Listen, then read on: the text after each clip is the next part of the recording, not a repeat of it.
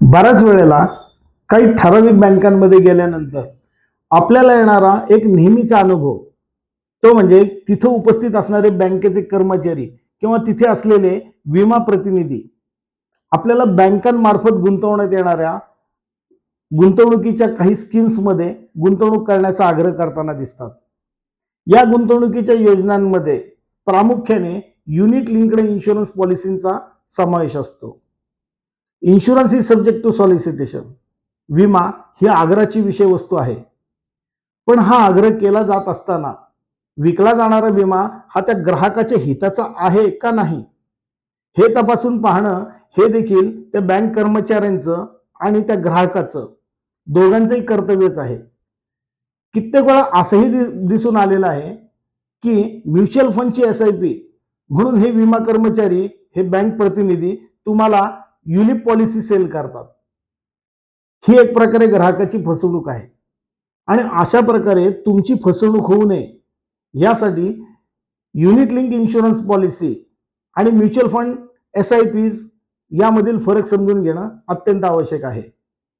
विमा घेण्याचा मूळ हेतू हा विमा संरक्षण मिळवणे हा असला पाहिजे आणि गुंतवणुकीचा मूळ हेतू हा महागाई कापून अधिकचा परतावा मिळवणं आणि आपला आर्थिक उद्दिष्ट साध्य करणं हा असला पाहिजे।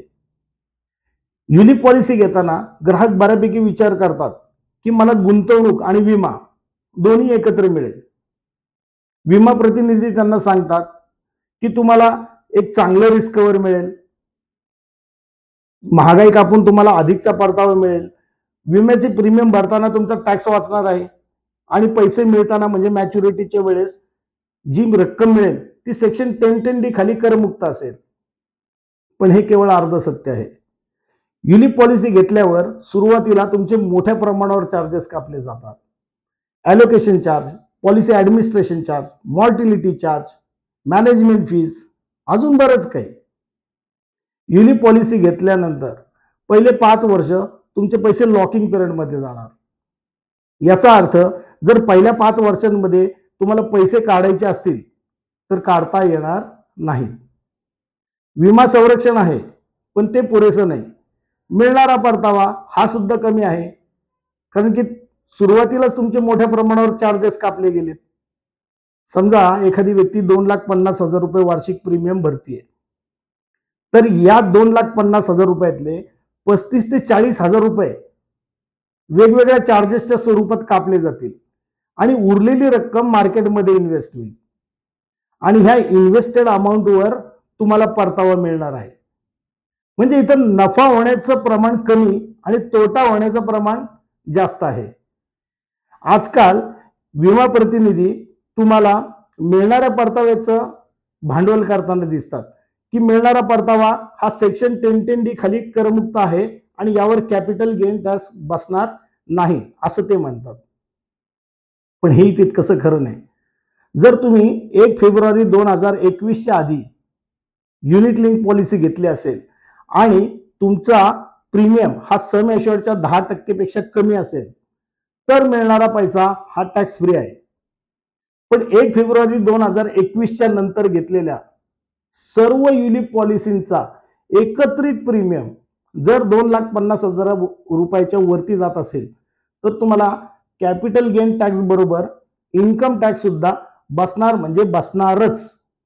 आणि याला अपवाद म्हणजे फक्त डेथ क्लेम, कारण की डेथ क्लेमची रक्कम ही नेहमीच टॅक्स फ्री असते। युलिप पॉलिसी या नाविन्यपूर्ण आकर्षक पॅकेज वाटतात, पण इथं नफा होण्याचं प्रमाण कमी आणि तोटा होण्याचं प्रमाण अधिक आहे आणि म्हणून विम्यासाठी केवळ टर्म इन्शुरन्स आणि गुंतवणुकीसाठी म्युच्युअल फंडच्या SIPs मला अधिक योग्य वाटतात। हा व्हिडिओ तयार करण्याचा एकमेव उद्देश तो म्हणजे आर्थिक साक्षरता आणि तुमची माहिती एवढाच आहे। विमा पॉलिसी घेताना पॉलिसीचे मूळ माहितीपत्रक काळजीपूर्वक वाचणं आवश्यक आहे आणि म्युच्युअल फंडातील गुंतवणूक हे बाजाराच्या जोखमींच्या अधीन आहे। गुंतवणुकीपूर्वी ऑफर डॉक्युमेंट काळजीपूर्वक वाचावेत। गुंतवणूक सल्लागारांचा सल्ला इथं महत्त्वपूर्ण ठरू शकतो।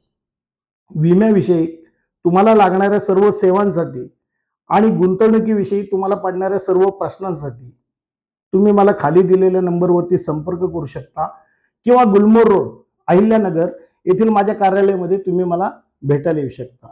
धन्यवाद.